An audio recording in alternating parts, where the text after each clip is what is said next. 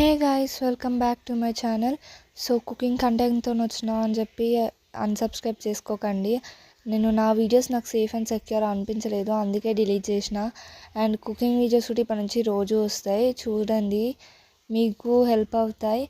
And cooking కంటెంట్లో first video కదా, అందుకే note తీపి చేసుకుందాం అని చెప్పి స్వీట్తో వచ్చిన. ఏం లేదండి, రసగుల్లా అనమాట.